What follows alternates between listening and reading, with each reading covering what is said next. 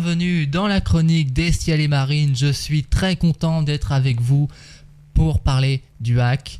Et une autre bonne nouvelle, Clémence est avec moi pour cette émission. Bonjour Clémence. Bonjour Adam, bonjour très chers auditeurs, ça fait longtemps. Évidemment, oui, ça fait longtemps, j'espère que tu vas bien et que tu es ravi d'être de retour dans cette émission. Alors, est-ce que je vais bien ? Je suis fatiguée par toute cette période d'examen, mais oui, je suis ravie d'être de retour. Dans ton émission même, j'ai envie de dire. Ah oui, même dans mon émission, vous avez dû l'entendre tout à l'heure, dans les nouveautés littéraires de la semaine, où j'ai dit un petit peu plus les raisons de mon absence. Mais honnêtement, je suis juste ravie d'être de retour. Je n'attendais que ça. Et oui, place de retour aux bonnes habitudes. Et tu as commenté dans la dernière vidéo de la dernière émission du hack, la chronique des Ciels et Marines. Et tu as dit que tu donnerais ton avis sur la dernière émission aujourd'hui.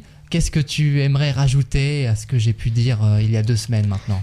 Alors, ton émission était très complète, c'était très bien. Par contre, niveau expressivité, c'était pas ça. Il manquait ce petit peps que j'ajoutais dans cette émission. Ah oui, j'ai essayé de combler le déficit, mais elle n'était pas parfaite l'émission. Oh, t'inquiète pas, pour ce qui est du combler le déficit, en France, on n'est pas les meilleurs. Hein. C'est clair, bien joué. Non, mais honnêtement, franchement, tu t'en es super bien sorti parce que je suis désolée, je crois que je t'avais vraiment prévenu à la dernière minute que je pourrais vraiment pas assurer l'émission. Donc non, honnêtement, je t'en ai super bien sorti. Hein. Merci. Puis c'est ma 3e saison maintenant dans cette chronique des Ciels et Marines. J'espère assurer un petit peu.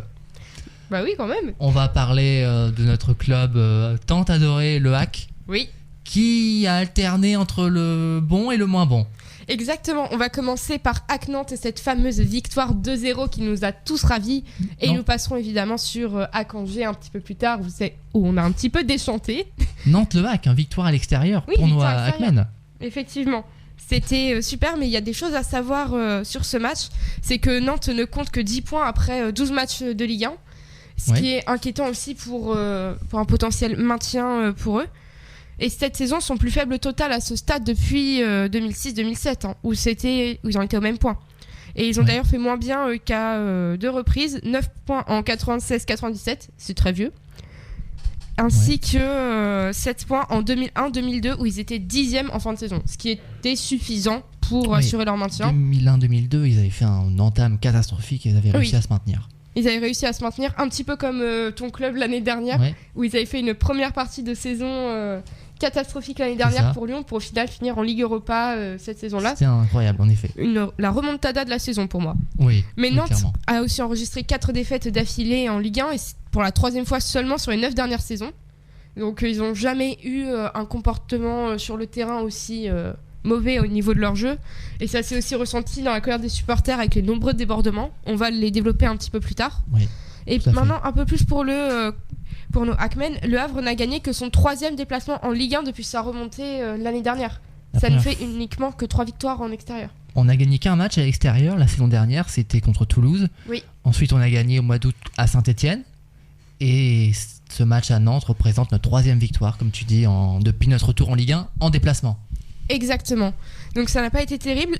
Donc maintenant qu'on a vu ce qu'il fallait absolument savoir d'abord, on va pouvoir attaquer la composition des équipes. Je te laisse la commenter, Adam. Avec Arthur Desmas dans les buts, qui était en difficulté ces derniers temps et qui a assuré un clean sheet, un match sans encaisser de but. Une défense à 3 avec Étienne Quinqué, Gauthier Loris et Timothée Pembele. Un milieu de terrain assez fourni avec Keshta et Kouziaev dans l'entrejeu. Opéry et Casimir en rôle de piston sur les côtés. Et puis une attaque à 3 avec Issa Soumaré et Manuel Sabi en ailier en quelque sorte. Et puis André Ayou en pointe. Oui, Yacine Keshta dont j'attendais le retour sur le terrain. Il a fait un très bon match par rapport au reste de l'équipe. Contre Nantes, il a fait un bon match. Oui, il a fait un très bon match, Yacine Keshta. Et honnêtement, est-ce que je suis déçue de ce match ? Absolument pas. Évidemment, une victoire, comment ne pas s'en réjouir s'il n'y avait pas eu malheureusement ces débordements. Ouais, ces débordements qui ont bien pollué le match. Il y a eu les jets de balles de tennis. Oui, ainsi que de papier toilette. C'est ça. Aux alentours de la 20e minute, oui. Ouais, c'est ça qui a interrompu le match pendant au moins 5 minutes. Oui. À ce moment-là, le Hack avait ouvert le score. Oui, on a ouvert le score 1-0. Oui. À la 2e minute de jeu, si je ne me trompe pas. À la 3e minute de jeu. 3e minute de jeu, José Casimir, donc frappe de Issa Soumaré. Alban Lafont repousse et ensuite Casimir propulse le ballon au fond des filets. 1-0 dès l'entame de match. Oui, dès l'entame de match, les supporters vrai qui étaient d'ailleurs très nombreux dans la tribune, ils étaient nombreux à avoir fait le déplacement. Comme souvent. Oui, comme souvent, on assure en déplacement généralement. Oui. On a tous été ravis de le voir. Malheureusement, on a aussi été en danger pas mal de fois pendant la première période aussi, même si on a eu droit à une clean sheet, ce qui est impeccable de notre côté, on a souvent été mis en danger quand même. Oui, quand même, ça n'a pas été un match facile. Après l'ouverture du score de nos Hackmen, il y a eu un creux. Là, je vois les statistiques à l'appui. 29% de possession sur l'ensemble du match, c'est finalement assez peu, surtout quand on sait que Nantes n'est pas forcément une équipe qui a souvent le ballon. 29% de possession, oui, ça pique, mais l'essentiel est là. Oui, l'essentiel est là, mais on voit aussi le très bon travail de Arthur Desmas, puisqu'il y a eu 18 tirs en tout du côté nantais, dont seulement 4 qui étaient cadrés. Honnêtement, ils ont fait tout ce qu'ils ont pu en attaque, mais malheureusement pour eux, évidemment. La défense à Vraise était au rendez-vous. Maintenant, pour tout ce qui est des fautes, personne n'a été exemplaire. Non, on a eu 12 fautes côté Ciel et Marine, dont un carton jaune, et 15 fautes du côté nantais avec 2 cartons jaunes. Heureusement, l'année dernière, on avait tendance à finir les matchs à 10. Oui. Plusieurs fois, ça nous est arrivé. Là, heureusement, on est resté à 11 contre 11, et tant mieux. Oui. Et puis, alors qu'il y avait un creux pendant le match, on a réussi à marquer un second but. Le but qui a scellé la victoire lors de ce match. Ngoura, qui a réalisé une très belle frappe, et malheureusement, en il essayant pensait de dégager inscrire le son ballon. premier but. C'est Castelletto qui a propulsé, qui a dévié quelque peu le ballon au fond de ses propres buts, et ça fait 2-0, et le but est comptabilisé pour Castelletto contre son camp. Oui, c'est qu'il marque un second but pour... Tonzé, pardon. C'est pas grave, au moins tu te rattrapes en émission, Cyril ne nous tirera pas trop les oreilles. Ouf. Donc non. But à la 74e minute pour nous, ce qui nous donne déjà le score final du match, 2-0. Et c'est à partir de cette 74e minute qu'on a vu la situation dans les gradins se dégrader au fur et à mesure.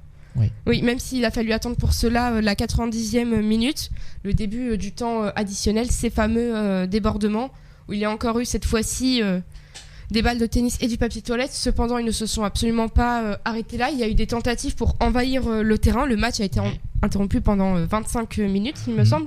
Ouais, au moins. Oui, 25 bonnes minutes. Il y a même dû avoir une intervention des CRS pour ramener les supporters dans la tribune. Il y a eu aussi, pendant ces 25 minutes, un vrai suspense, puisqu'on ne savait pas si le match allait reprendre ou pas, pour 4 minutes. C'est ça. Oui. Et le match a quand même été repris pour... il restait 3 minutes à peu près, et il ne s'est pas passé grand-chose pendant ces 3 minutes. Oui, il ne s'est pas passé grand-chose, mais d'un côté, tout le monde s'était refroidi aussi, que ce soit du côté supporter que du côté des joueurs. 25 minutes sans rien faire, même si pour ceux qui ont regardé le match, vous avez vu que nos Hackmen n'étaient pas non plus figés. Ils continuaient à s'échauffer pour pas perdre. Côté nantais, ils étaient retournés dans les vestiaires. C'est ça. Je pense qu'ils étaient très, très abattus. Tu perds 2-0 contre l'avant-dernier au classement. Tu passes relégable avec cette défaite. Je pense qu'ils devaient être vraiment au fond du trou, les joueurs nantais. Surtout avec les débordements qui n'ont rien arrangé au moral des joueurs nantais. Oui, on pouvait entendre d'ailleurs du côté des supporters nantais, on est en Ligue 2, et sur les réseaux sociaux. Je ne sais pas si tu as été faire un petit tour sur les réseaux sociaux pour aller voir ce qu'en pensaient les supporters nantais, mais c'était une véritable colère générale. Ouais. Ils disaient oui, l'administration du club ça ne va plus, les joueurs non plus.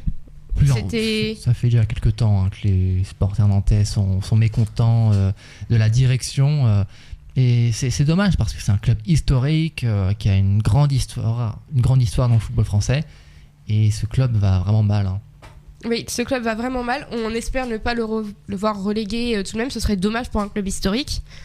Mais si les supporters ont ce genre de comportement, je ne suis pas du tout une fan de la Ligue professionnelle de football, comme beaucoup de supporters à vrai.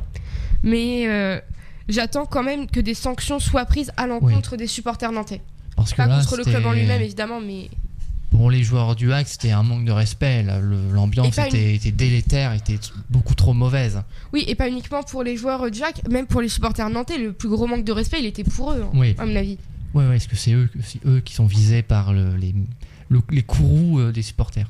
Oui, on avait même vu, je crois que c'était pendant les premiers débordements, des joueurs nantais renvoyer des balles et le papier toilette dans les tribunes, puisque certains s'étaient même coincés dans les filets. Ouais. Oui, je ne sais pas si tu avais vu ces images. Bien sûr, oui, c'était à la 20e minute de jeu.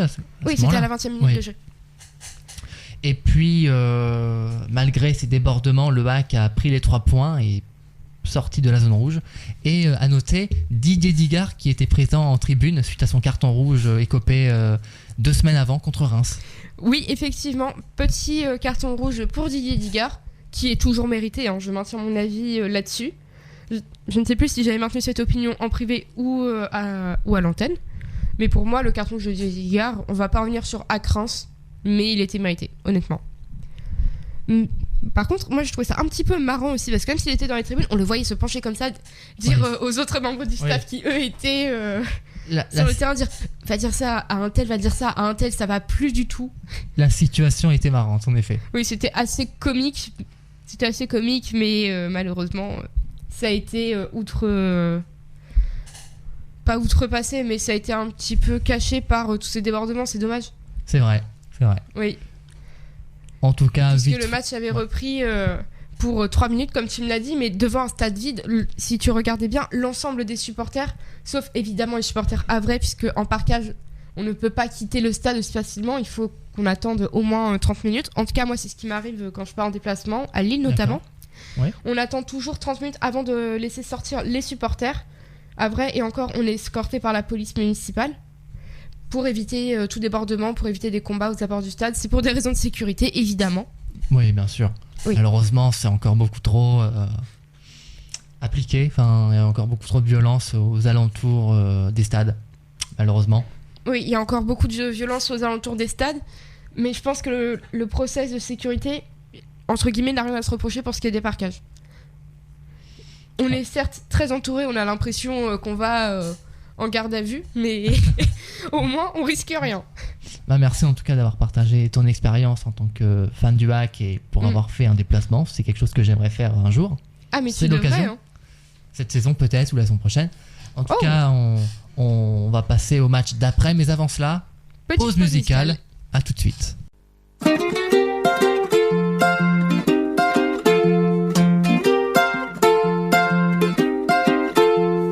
Au printemps de ma vie, je quitte mon père. La ville attend les petits rats des champs. Une jolie fermière me dit où vas-tu? Monte derrière avec les laitues, les pieds dans le ciel, chez les hirondelles.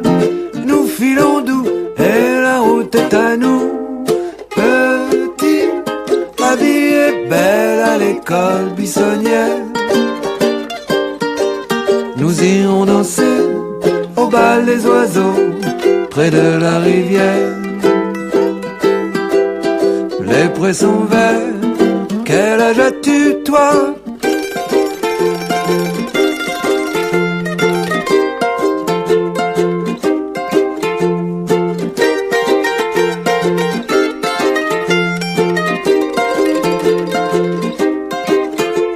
Au petit matin, nous voilà en ville. J'ai déjà faim, comme un crocodile. J'ai beau demander un café au lait, on me donne rien, même un morceau de pain. La campagne, c'est prête à tout, mais la ville, pas du tout. Nous irons danser au bal des oiseaux, près de la rivière.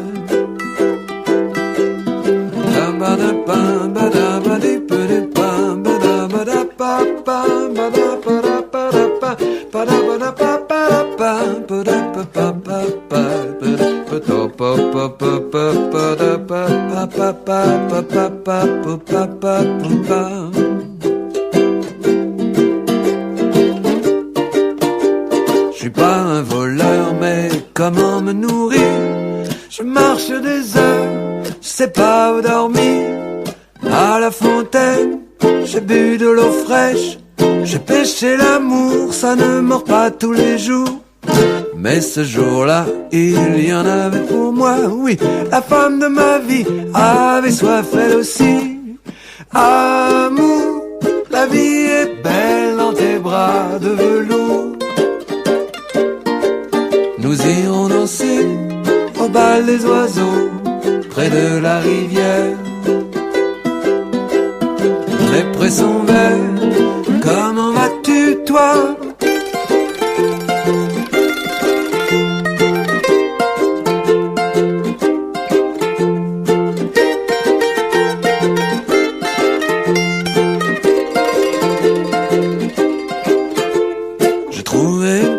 Au piano dans un bar, le Miami Palace, tout près de la gare. Tous les samedis soirs, il y a des bagarres. Je chante mes histoires, des trucs un peu noirs. Amour, je rentre tard, mais demain c'est dimanche. Nous irons danser au bal des oiseaux, près de la rivière, près de l'eau.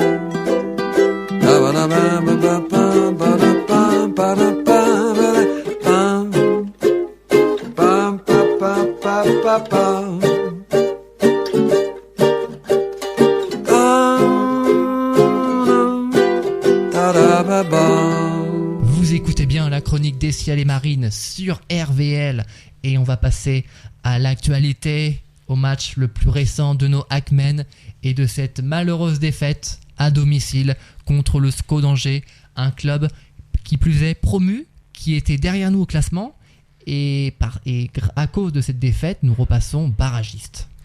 Oui, en effet, nous repassons barragiste comme tu l'as dit sur ce match. Et honnêtement, c'est une défaite qui, moi, me dégoûte, honnêtement, à Angers. Angers qui est monté cette saison. Pour moi, c'était des points faciles à prendre. C'était 3 points faciles. Bien sûr, fallait prendre des points d'avance sur la zone rouge pour pour s'offrir un matelas de sécurité avant les prochains matchs qui vont être assez compliqués contre des adversaires beaucoup plus relevés. Exactement, donc le 1-0 d'Angers, honnêtement j'ai été un petit peu dégoûtée. Mais ce qui est à savoir aussi sur ce match, c'est que Angers est dans une très bonne dynamique en ce moment, puisque Angers a remporté 3 de ses 5 derniers matchs de Ligue 1, 2 défaites pour 3 victoires, soit autant de succès que lors de ses 39 précédents. Je parle de match. D'accord. Donc ils sont dans une dynamique excellente, ils sont en forme Angers. J'avais souvenir qu'Angers était descendu il y a 2 ans et ils avaient fait une saison catastrophique. Ils avaient presque battu le record du plus faible nombre de points sur une saison. Ils avaient réussi à ne pas s'offrir ce triste record. Mais Angers avait fait une saison cauchemardesque il y a 2 ans et ils partent sur de bien meilleures bases cette saison. Oui, Angers qui a remporté son 2e déplacement en Ligue 1 cette saison. Donc ça fait seulement une victoire de moins à l'extérieur que sur ses 2 précédentes saisons dans l'élite, en 2021 et en 2023. Donc là en fait ils ont déjà égalé leur nombre de victoires à l'extérieur par rapport aux saisons précédentes. Maintenant si on regarde aussi du côté havrais, on a perdu notre 11e match à domicile cette saison. C'est catastrophique mais... Cette saison ? Oui, en Ligue 1 en 2024, excuse-moi. Ah, en 2024. Sur l'année civile. Oui, j'ai lu 2024, oui, sur l'année civile 2024. Je pensais c'est vrai qu'elle a été compliquée. L'année dernière, on avait fait une bonne première partie de saison et la deuxième avait été beaucoup plus compliquée. Oui. On avait frôlé la descente, on s'était sauvé de justesse. Et puis là, on repart sur des bases assez compliquées. Avec ce match, c'est quand même notre 9e défaite en 13 rencontres cette saison. Oui, c'est notre... Pourtant, on avait quand même une composition assez importante. On avait quasiment mis la même que face à Nantes, à l'exception que Kouziaev et Touré étaient titulaires au milieu de terrain. Sinon, c'est quasiment une équipe identique à celle de Nantes. Et on n'a absolument pas été efficace. Oui, on n'a absolument pas été efficace. Ça se voit dans les notes des joueurs, puisque comme tu les as sous les yeux, aucun joueur ne s'est réellement démarqué pendant ce match. Je vois personne côté havrais, en tout cas, qui a su se démarquer. Oui, comme tu dis, et Didier Digard a souligné la performance de ses joueurs en disant que la performance des joueurs contre Angers était d'une incroyable pauvreté technique. Alors, je ne suis pas souvent d'accord avec Didier Digard, mais sur ce coup-là, pour le coup, je le rejoins sur ce point. C'est vrai que... J'ai été déçu pendant ce match. De ce que j'ai vu, c'était quand même très timoré, très, très faible. Je voyais beaucoup de longs ballons lancés en cloche ou alors lancés pour des centres. Et à chaque fois, on n'arrivait pas à trouver preneur. Oui, j'avais l'impression de voir Dembélé sur le terrain pendant l'Euro, moi. Ah, si encore on avait Ousmane Dembélé. Ouais, et encore, si on avait Ousmane Dembélé, on s'en sortirait peut-être, mais bon. Oui. Lui, j'ai Ça l'impression sortirait qu'il cherchait plus à faire de la chasse aux pigeons que de marquer Exactement. des buts dans l'Euro. Oui. Donc, non, maintenant pour ce qui est des statistiques, on l'emporte d'une courte majorité au niveau de la possession avec 56% de possession totale de la balle. Du côté offensif, on a tiré 5 fois pour seulement un tir cadré, ce qui est beaucoup moins qu'Angers, puisque Angers a tiré 13 fois pour 3 tirs cadrés. Maintenant, pour ce qui est des fautes, nos Hackmen n'ont pas du tout été exemplaires non plus. Moins de fautes que pendant Hack-Nantes, mais, faut le noter, il y a eu 8 fautes, dont 2 cartons jaunes, alors qu'Angers n'a eu aucun carton, malgré 10 fautes.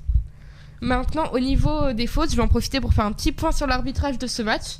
Tu as dû voir qu'un penalty a été refusé à Angers.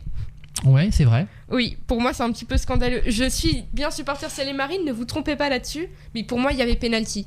Il y avait penalty pour le Hack face à Angers. Oui, pour moi, il y avait Faudrait clairement que penalty. je revoie l'action. Honnêtement, j'ai pas forcément fait attention en ayant visionné la rencontre, mais il faudrait que je revoie l'action, comme tu dis. Oui, mais il faut vraiment que tu revoies l'action parce qu'il y avait penalty pour moi. C'est presque un scandale que la VAR ne l'ait pas accordé. D'accord. Oui. Ok. Puis c'est vrai que encore une fois, on n'est pas coutumier du fait. C'est ça. D'un côté, tant mieux pour nous, ça n'a pas été accordé, mais juste d'un point de vue, moi, moral, je suis un petit peu déçue pour Angers quand même, les pauvres.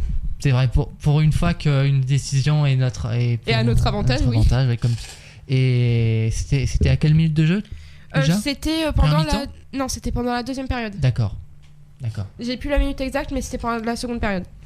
Puis ça n'a pas empêché Angers de marquer à la 56e par l'intermédiaire d'un ancien Hackmen, Abdelli, qui nous a fait mal sur ce but. Oui, il nous a fait très mal à la 63e minute, effectivement. Mais il n'avait rien à redire sur son but. Il était beau. Je suis désolée. Oui, c'était un joueur quand même qui avait un certain talent quand même au hack. Et malgré cette ouverture du score angevine, on n'a pas été capable de créer du danger. Et moi, ça me met en colère. Oui, moi aussi, ça me met en colère. Surtout que Angers, je le répète, j'ai rien contre eux. Hein. Angers, ville d'Amixem et tout ça. Je rigole. Hein. Mais... c'était des points faciles, honnêtement. Et à cause de cette défaite, maintenant, il y a danger. Oui, il y a danger pour nous au niveau du classement, puisque l'on se retrouve actuellement 16e barragiste, avec, comme tu peux le voir, 12 points. Et 9 défaites. Exactement. Et si je ne me trompe pas, on est la pire attaque du championnat. Il me semble aussi, oui. Avec seulement 10 buts inscrits cette saison. Exactement. Décidément, tu connais beaucoup mieux le classement que moi. Hein. Je regarde pas mal le classement. Oui, moi je regarde un peu moins souvent. C'est vrai que je fais pas mal de calculs, ok. Et moi, ce que je déplore, c'est qu'en cas de victoire, on pouvait passer 12e et avoir un matelas assez confortable sur la zone rouge. Et finalement, à cause de cette défaite, on replonge dans cette fameuse zone rouge. Bon, alors, on est barragiste, mais on n'est plus qu'à un point de Nantes qui a réussi à récolter un point au Parc des Princes. Oui. On est plus qu'à un point, certes, de Nantes, mais on est aussi à un point de Saint-Etienne qui est juste au-dessus de la zone de barragiste. Heureusement, Saint-Etienne s'est incliné lourdement ce week-end, 5-0 contre le Stade Rennais. Puis Strasbourg a perdu aussi, donc on est toujours à un point de Strasbourg. Oui, même si en ce moment, au niveau de la saison, Montpellier s'en sort beaucoup moins bien que nous. Ouais, Montpellier, bon dernier. Hein. Bon dernier avec 8 points. Vous étiez à peu près au même nombre de points à Lyon. Lyon comptait 7 points au bout de 14 journées. Ouais, c'est ce que je me disais, on n'était pas loin. Mais ça. Peut-être auront-ils une remontada. Je ne leur souhaite pas vraiment, mais... ça va être compliqué. Lyon a quand même fait un mercato hivernal colossal la semaine dernière pour remonter au classement. Mercato hivernal que vous n'aurez pas cette fois-ci. Non. Vous êtes interdit de mercato. Exactement. Mais on n'en a pas besoin. On n'en a pas besoin. Lyon est 5e au classement. Hein. Oui, vous êtes 5e, vous en sortez plutôt bien pour l'instant. Vous êtes à 2 points de Nice qui est juste en dessus de vous et à 1 point de Lille qui est juste au-dessus. Ouais, c'est ça, on est à 1 point de Lille et puis à 4 points du podium, 4 points de la 2e place. Oui, mais attention, il faudra détrôner Monaco pour atteindre le classement. Ouais, ça va être compliqué. Hein. Ça va, Monaco. Pour revenir sur le hack, la défaite contre Angers, elle intervient vraiment à un mauvais moment. Pour moi, c'était l'occasion parfaite pour prendre les 3 points. Voilà, comme tu dis, Angers, ils sont gentils, mais c'est quand même un club assez faible. C'était 3 points pas faciles, mais à prendre impérativement pour moi. Et on a clairement failli à notre mission dimanche dernier. Oui, on a clairement failli à notre mission, même niveau technique. Je pense que je ne prends pas de risque en disant que c'est l'un de nos pires matchs cette saison, pour le moment. Oui, en plus, défaite 0-1 à domicile, c'est vraiment moche contre un on a vu club des comme défaites Angers. plus lourdes quand même. C'est ça. Mais quand on perdait 3-0 contre Lille... On s'était déjà plus battu. Et puis Lille, c'est quand même un club qui avait battu le Real Madrid, qui a battu le Real Madrid quelques jours après. Oui. Donc tu dis, tu perds contre un club de niveau européen, là tu perds contre un club qui est directement, qui est l'un de tes adversaires directs dans la course au maintien. C'est des points qui vont peut-être coûter en fin de saison. Oui, c'est des points qui vont coûter en fin de saison. Je me souviens que en deuxième partie de saison, dans cette chronique, on était pratiquement tout le temps inquiet, puisque l'on voyait le hack barragiste et on a su se remettre au-dessus de cette zone vraiment à la dernière minute. Ouais. C'est une situation que je ne veux pas revoir cette saison. C'est clair. Après, si on se maintient, tant mieux. Oui. Moi, je signe. Mais on n'a pas envie de voir le hack tout au long de la saison en zone rouge et voire même descendre. Ce serait assez catastrophique. Oui. Je te rejoins là-dessus, moi je ne veux pas qu'en fait on soit maintenu cette saison au rabais, au repêchage, dans des matchs de barrage, non. C'est sur ces mots qu'on va clôturer la deuxième partie d'émission et on reviendra après pour parler de la dernière partie, de l'équipe féminine et du calendrier.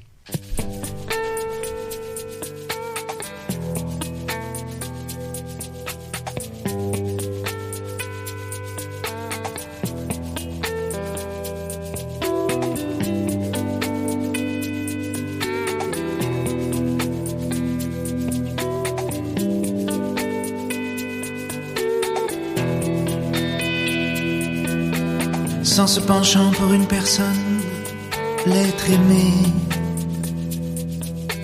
sans les ailes que ça vous donne d'être aimé, on reste au ras des pâquerettes, au ras des pâquerettes, sans cette attirance qui plane sur le monde, dont on est toxicomane, tout le monde.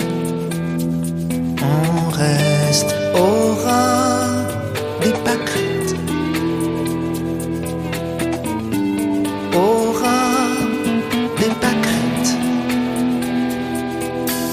L'envie de voler si légitime passe par des moments intimes.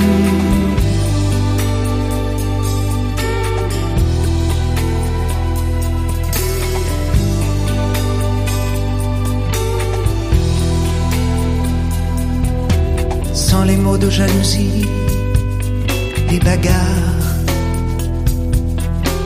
mouchoirs lancés, des trains partis dans les gares. On reste au ras des pâquerettes, au ras des pâquerettes. Si l'amour est une montgolfière, la vie un voyage pas long à faire. Montons au-dessus des villes, des campagnes, sous l'effet de nos baisers de propane.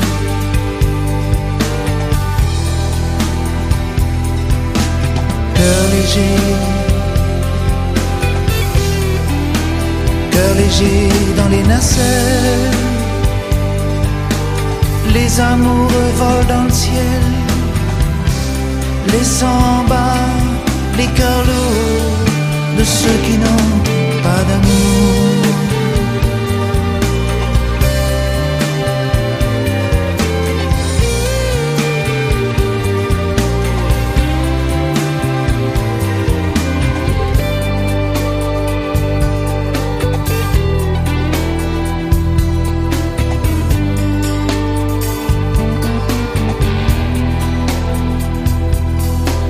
La vie sans l'amour et ses délices, qu'en est-il? C'est comme un avion sans hélice, inutile. On reste au ras des pâquerettes,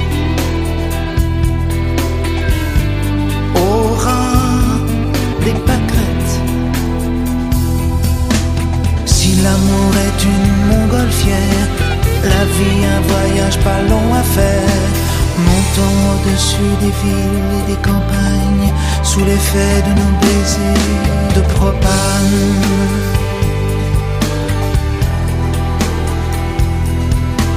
Cœur léger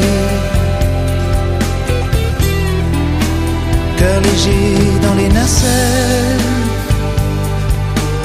les amoureux volent dans le ciel, laissant en bas les cœurs lourds de ceux qui n'ont pas d'amour.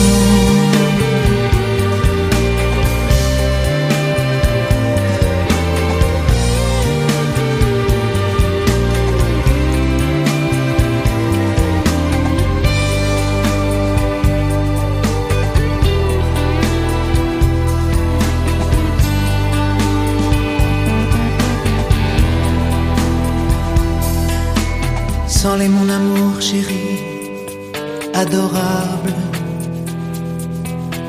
laissé sur les messageries de portable, sans les ballons de nos berceaux qui s'envolaient, sans les seins de Sophie Marceau, qu'est-ce qu'on fait?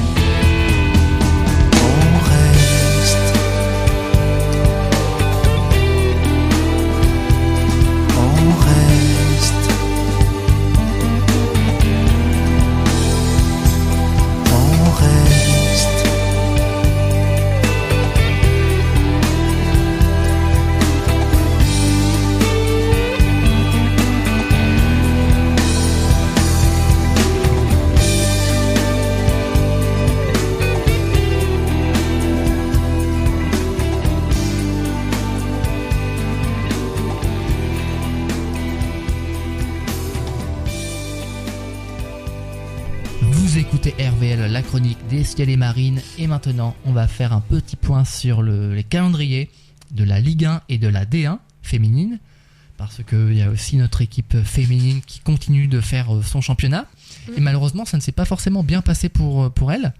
Non. Une défaite 3-0 contre l'Olympique Lyonnais, mais on connaît l'Olympique Lyonnais, l'équipe féminine qui domine outrageusement le championnat. Elles sont actuellement premières, toujours invaincues. Défaite 3-0 pour nos Aquamen contre l'équipe lyonnaise. Oui, une défaite lourde malheureusement, 3-0. C'est dommage parce que l'équipe féminine Jack, c'est une équipe qui mérite de gagner. Et franchement, je sais pas si tu as eu la chance de voir un entraînement.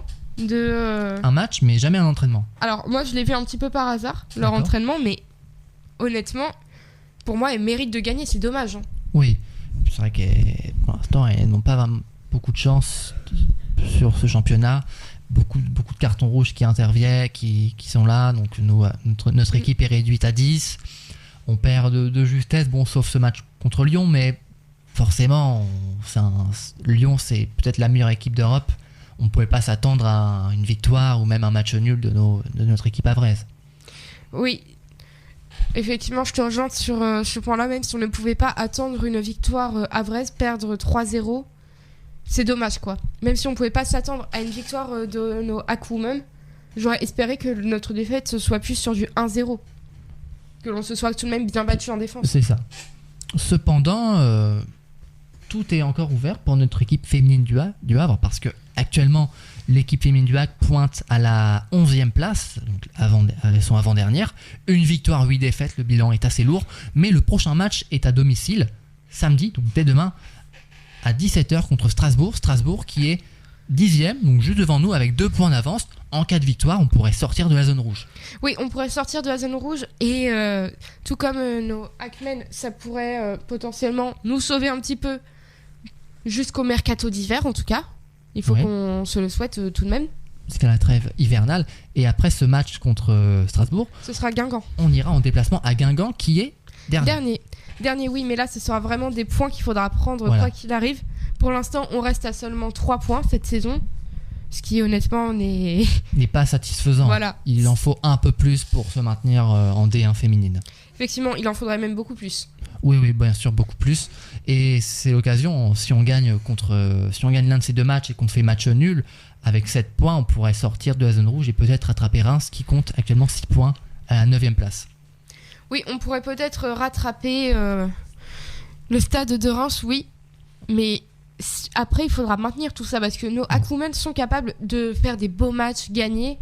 Mais ce qui est plus compliqué, c'est qu'elles maintiennent leurs efforts dans la durée. On l'a vu toutes les dernières fois, à chaque fois qu'il y a une victoire. C'est pas qu'elles se reposent sur leur laurier, mais on va dire que la chance n'est pas de notre côté. On enchaîne rarement les victoires.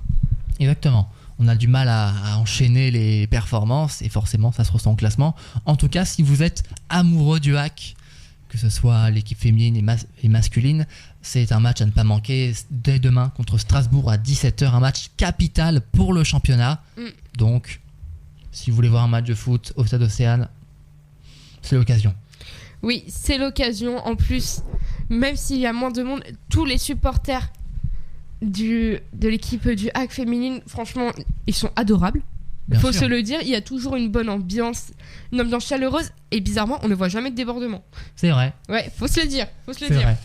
Exactement. J'avais même vu un cop adverse proche des supporters à vrai, et ça s'était vraiment bien passé. Oui. Moi, j'en garde un bon souvenir de la fois où j'avais été voir l'équipe féminine du hack. Oui, et ben moi, j'aimerais beaucoup si c'est un under match, mais c'est compliqué. C'est sûr, oui, faut trouver le temps. Hein. Oui. Déjà que tu es partout, que tu es à quasiment tous les matchs au Stade Océane pour l'équipe masculine. Oui, je suis quasiment partout. Là, on m'entend parler du nez. J'ai justement attrapé ce rhume pendant le match à Angers. En plus, c'est vrai qu'il devait faire froid. Hein. Ah, il faisait froid, je te confirme.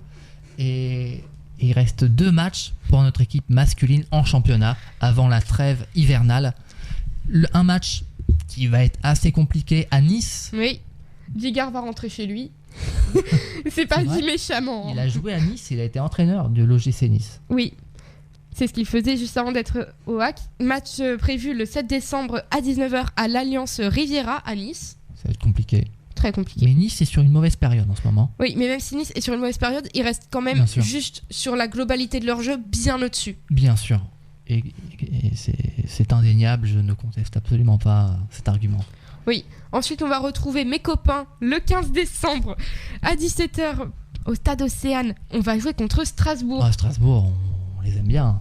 Ah oui, on les aime bien. Moi, j'ai juste toujours pas digéré la pilule de la saison dernière de la Coupe de France. Mais quand même, alors que Metz menait 2-1 et revenait à égalité avec nous, ils ont inscrit 2 buts coup sur coup et ont quasiment officialisé notre maintien la saison dernière. Donc, moi, j'ai de la sympathie pour ce club.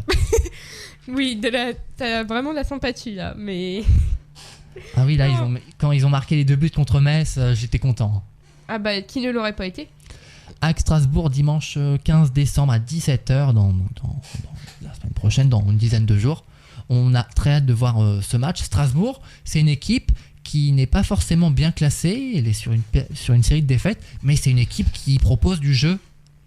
C'est une équipe qui propose du beau jeu, qui est tournée vers l'attaque, et ça va être pas facile de jouer cette équipe-là. Oui, ça ne va pas être facile, même s'ils occupent actuellement la 13e place du classement. C'est pas une équipe qu'il va falloir sous-estimer. Et il y a maintenant. Oui, actuellement, il n'y a que 1 point qui nous sépare. Ouais. Oui, puisque nous sommes à 12 points. Ce serait bien de prendre les 3 points pour remonter au classement. Oui, ce serait très bien, en effet, mais tu le sais, nous le savons tous.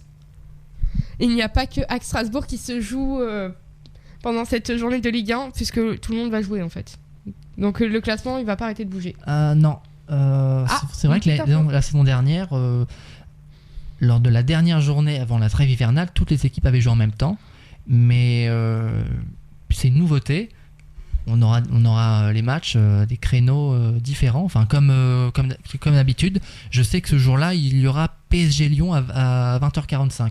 Ouh, un 15 décembre 20h45, ils vont avoir froid. Hein. Ah oui, c'est pas leur meilleur choix. Ça va pas être un match facile pour Lyon. Niveau logistique, là, 15 je décembre, ne sais pas pourquoi 20h45. Parc des Princes, ouais. Donc, c'est vrai que moi aussi j'étais surpris, je pensais voir tous les matchs en même temps, mais finalement non, toujours les mêmes horaires avant cette trêve hivernale. Le Hack jouera donc dimanche 17h, l'avant-dernier match de la 15e journée. Oui, cet avant-dernier match de la 15e journée. D'ailleurs, je ne sais pas si le hack l'a déjà annoncé au moment où cette émission passe, mais on va pouvoir s'attendre à, comme l'année dernière, il y ait des animations tout autour du stade Océane, juste avant la trêve hivernale. Je me souviens très bien de la petite distribution de bonnets de Père Noël Hackman. C'était très beau. Ah, j'imagine, c'est très bien qu'il y ait des animations comme ça avant les rencontres. Oui. C'est sur ces mots que nous allons clôturer la chronique des Marines. Je suis très content de l'avoir fait avec toi. Pour mon retour, que oui. Tu sois de retour et de parler du hack comme d'habitude. Oui, et avant de clôturer cette émission, je vais faire comme d'habitude quelques petits mots de prévention. Nous l'avons vu contre Hack Nantes, les débordements malheureusement sont toujours là. Attention très chers supporters, même si on a très souvent, surtout au hack, des raisons d'être très énervé contre l'arbitrage, contre parfois même Didier Digard, l'administration du club. Ce n'est pas une raison pour prendre exemple sur les supporters nantais. On ne doit surtout pas envahir le terrain, puisque en fait, non seulement on fait honte aux Barbarians, on fait honte aux COP en général, mais surtout on fait honte au club, puisque la réputation d'un club passe aussi par ses supporters. Je compte sur vous pour ne faire aucun débordement d'ici le mercato d'hiver. Qu'on soit tous exemplaires, qu'on crie, qu'on ait des tifos magnifiques. Mais par pitié, il y a tout de même cette notion de respect et de solidarité qu'il faut respecter absolument dans le football. On le répétera malheureusement jamais assez. Et c'est sur ces mots que je vous dis à la prochaine.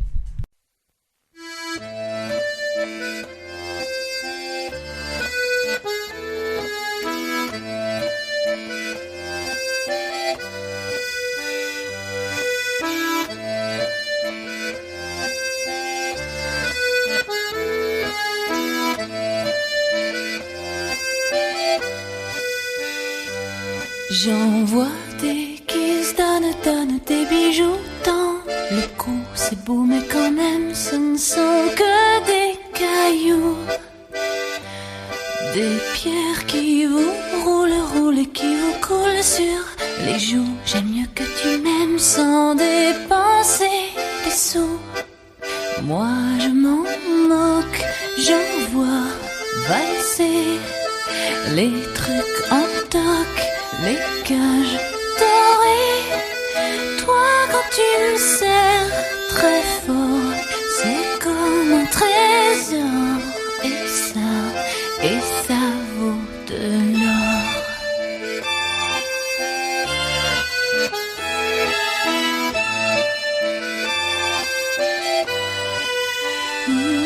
J'en vois des qui se lancent des regards et des fleurs, puis qui se laissent quelque part ou ailleurs entre les roses et les choux. J'en connais des tas qui feraient mieux de s'aimer un peu comme nous qui nous aimons beaucoup, et d'envoyer ailleurs valser les bagues et les cœurs en collier. Car quand on s'aime très fort, c'est comme un trésor. Et ça vaut de l'or.